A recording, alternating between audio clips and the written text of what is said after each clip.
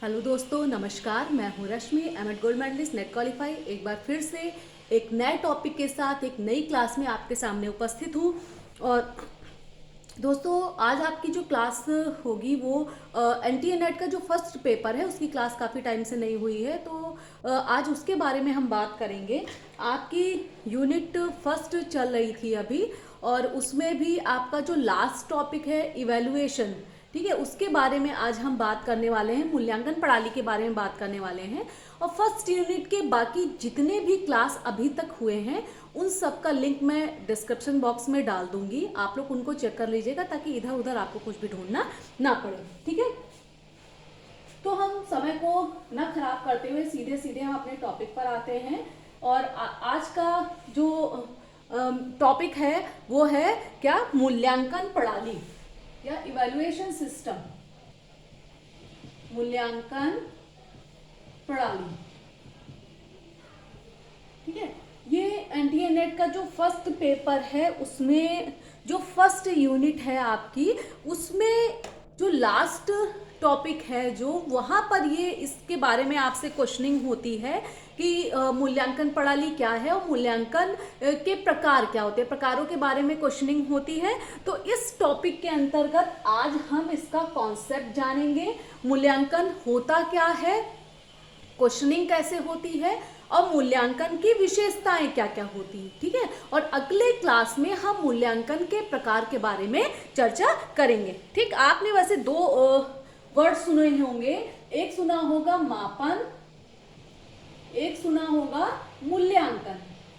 ठीक है, इन दोनों को बताने का मतलब सिर्फ इतना है यहाँ पर कि जो मूल्यांकन है, यानी कि अगर आप मूल्यांकन पढ़ रहे हैं तो आपको मापन के बारे में जानना भी जरूरी है, क्योंकि जो मापन है इसका किसके अंतर्गत समावेश होता है, मूल्यांकन के अंतर्गत ही इसका समावेश होता है। ठीक, अब मूल्यांकन के बारे में बात करेंगे तो मूल्यांकन जो होता है वो गुणात्मक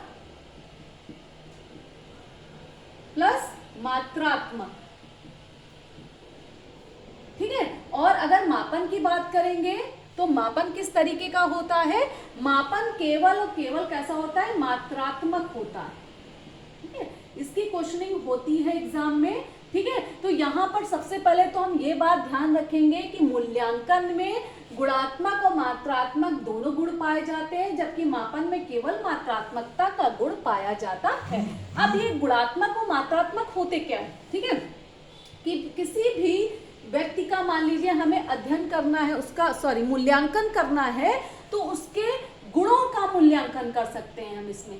ठीक है, और ऐसे गुण जिनको अन्य तरीकों से यानी गणितीय संक्रियाओं द्वारा मापा नहीं जा सकता, जबकि मात्रात्मकता की पहचान क्या होती है, यहाँ पर गणितीय संक्रियाएं होती हैं। ठीक है, गणितीय संक्रियाएं यानी कि आपने क्या किया, आपको दूध तोलना है, आपने क्या किया, उसको दूध तोलने का जो एक बर्तन होता है उससे तौलकर बता दिया कि ये आधा लीटर दूध है, ये 1 लीटर दूध है।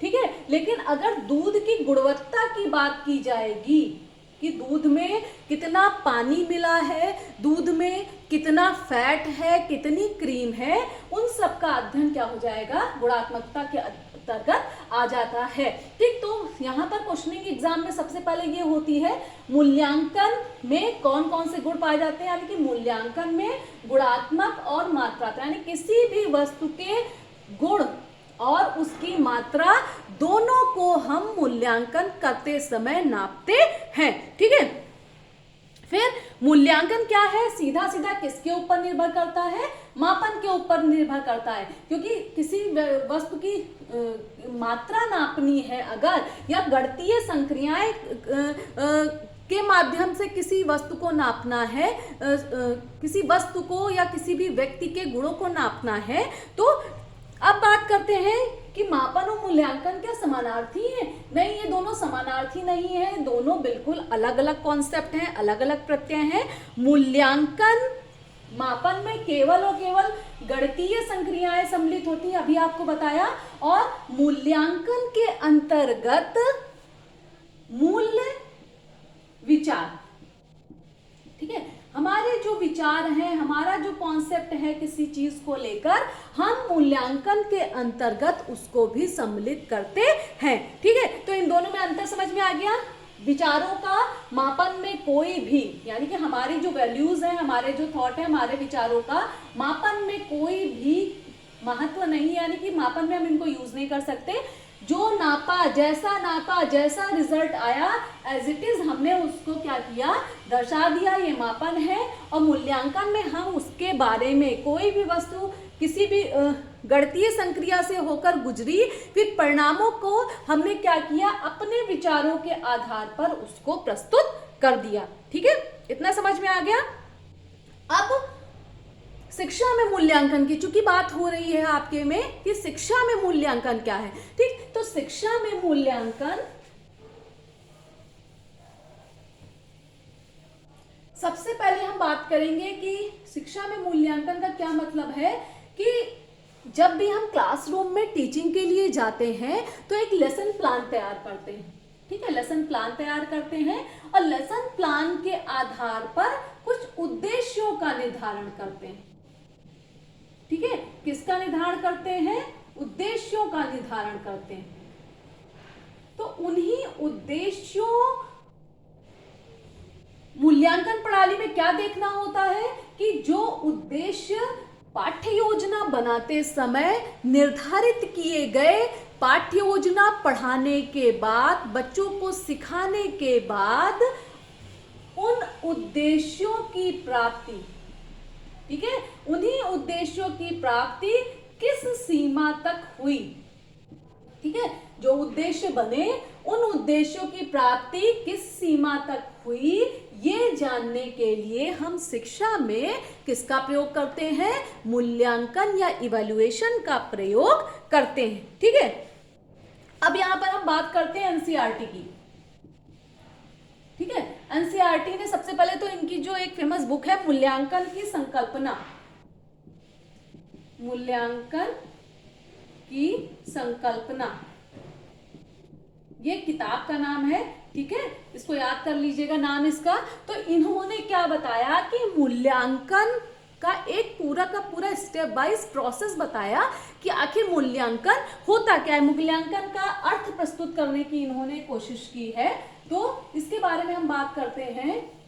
सबसे पहले इन्होंने बताया कि शिक्षा के क्षेत्र में, यानी कि सबसे पहले किसका निर्धारण किया जाता है, उद्देश्यों का निर्धारण किया जाता है।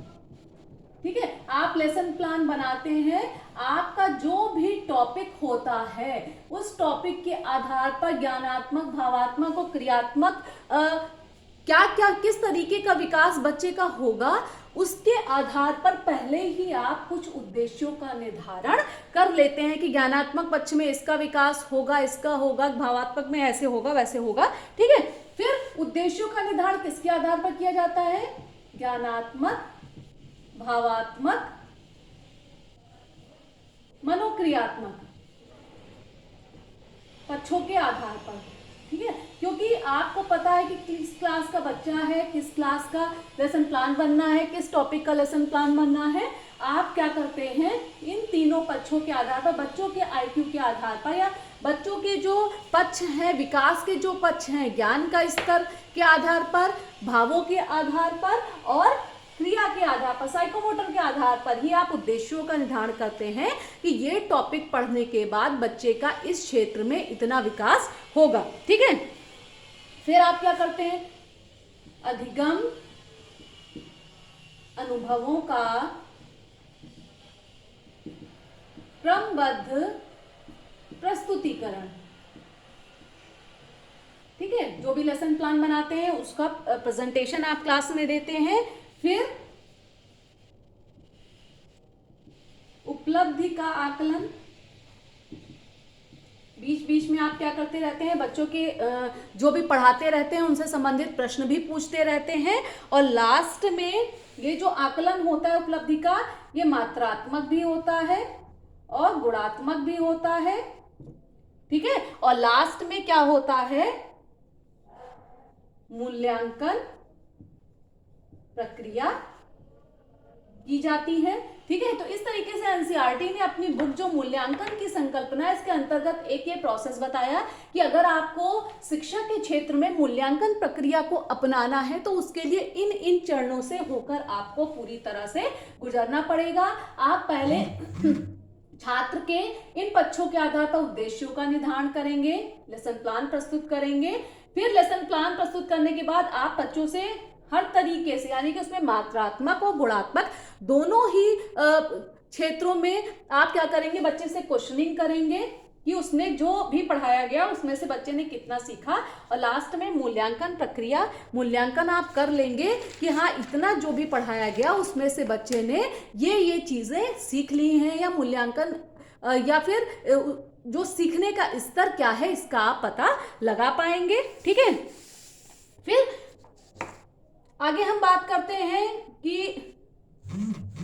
एक एग्जाम्पल के थ्रू अगर हम बात करें, अगर आपको मात्रात्मक और गुणात्मक का कॉन्सेप्ट नहीं समझ में आ रहा है तो मान लीजिए कि मात्रात्मकता के बारे में बात करेंगे कि किसी भी बच्चे को मान लीजिए बुखार आया, ठीक है, तो सबसे पहले क्या करेंगे कि आप थोड़ा सा बच्चा रोएगा, उसका चेहरा लाल होगा, उसका जो बोलने का तरीका है उसका चिड़चिड़ापन आएगा, उसको मतलब लेटने की इच्छा होगी, आराम करने की इच्छा होगी, शरीर में दर्द होगा। ठीक है, तो ये सारे जो लक्षण होंगे, ठीक है, ये आपके गुणात्मक में आ जाएंगे। ठीक है, इन लक्षणों के आधार पर आपने क्या निर्धारित किया कि बच्चे को कोई समस्या है, आपने उसका हाथ छूकर देखा, शरीर का तापमान बढ़ा हुआ है, तो आप क्या करेंगे, उसका बुखार चेक करेंगे, किससे, थर्मामीटर से। किससे चेक करेंगे, थर्मामीटर से चेक करेंगे। तो ये आपका मात्रात्मक मूल्यांकन हो गया, और बुखार के सारे गुण, सारे जितने भी लक्षण दिख रहे हैं, ठीक, जब तक आपने थर्मामीटर से नहीं भी नापा था फिर भी आपको पता था कि बच्चे को बुखार है, लेकिन उपकरण का प्रयोग करके कितना बुखार है, कितने बुखार के आधार पर बच्चे को कितनी दवा देनी है, ये सब मात्रात्मक मूल्यांकन के अंतर्गत आता है। उम्मीद है कि अब आपको कॉन्सेप्ट क्लियर हो गया होगा। अब हम बात करेंगे मूल्यांकन की विशेषताओं की।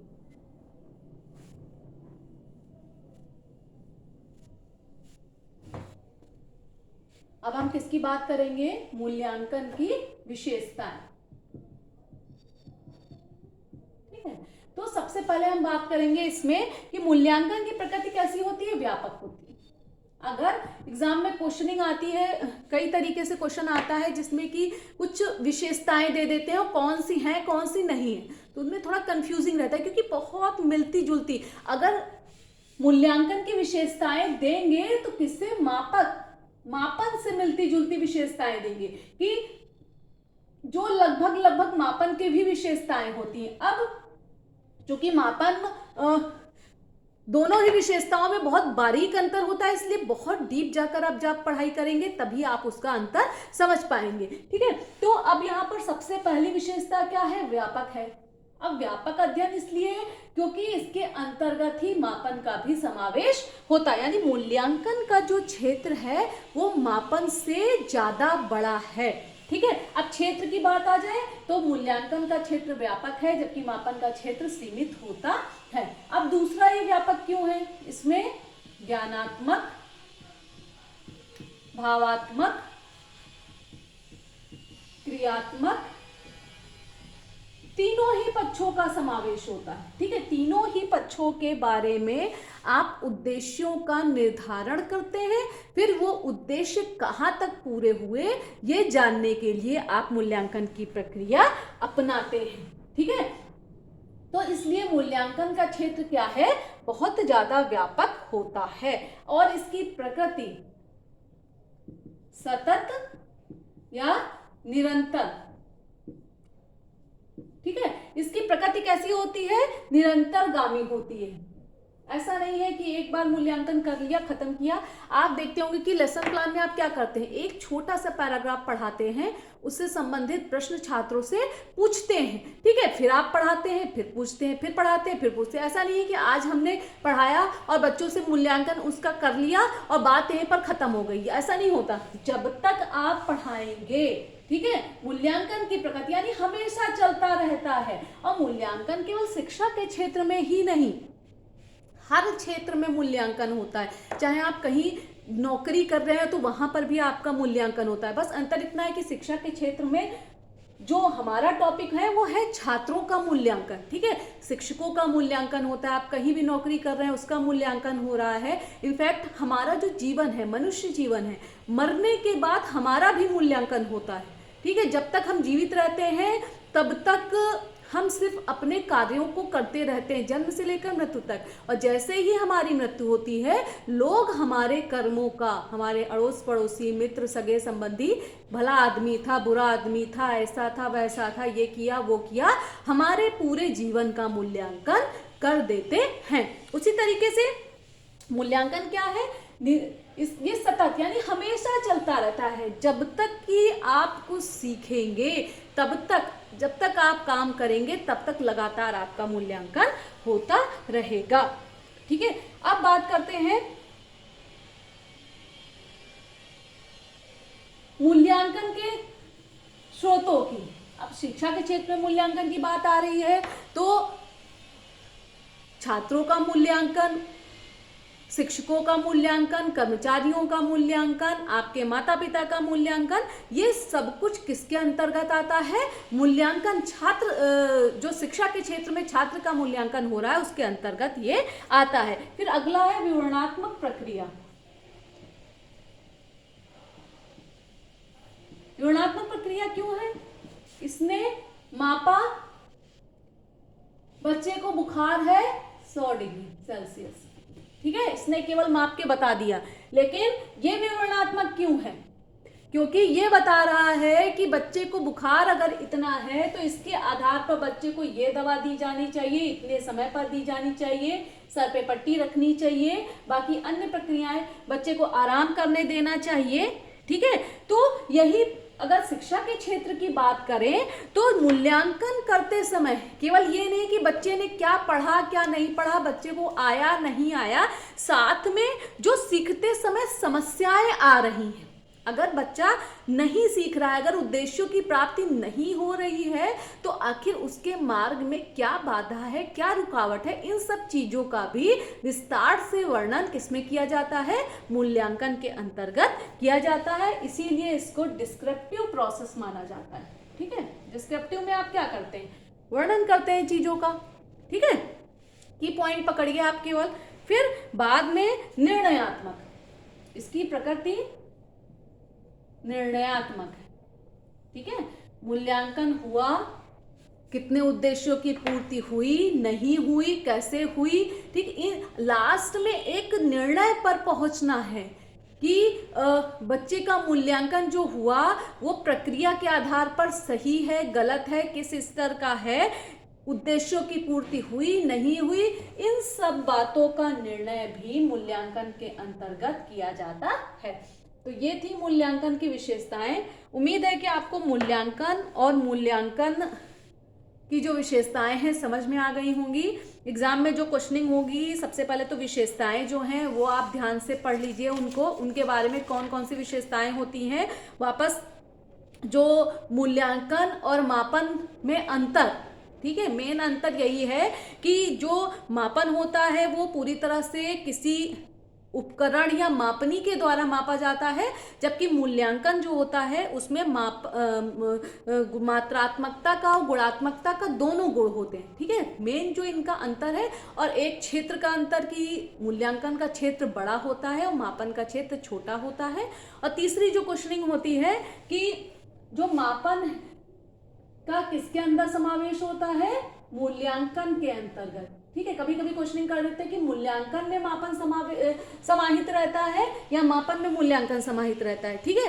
तो इस तरीके की क्वेश्चनिंग होती है, थोड़ा सा आप ध्यान दे लेंगे तो आपको समझ में आ जाएगा। और अब हम आगे की क्लास में बात करेंगे मूल्यांकन के प्रकार की, और उम्मीद करते हैं कि आज की क्लास आपको पसंद आई होगी। ज़्यादा से ज़्यादा लोगों तक शेयर करिए ताकि ज़्यादा से ज़्यादा लोग इसका लाभ उठा सकें। आज के लिए बस इतना ही। धन्यवाद।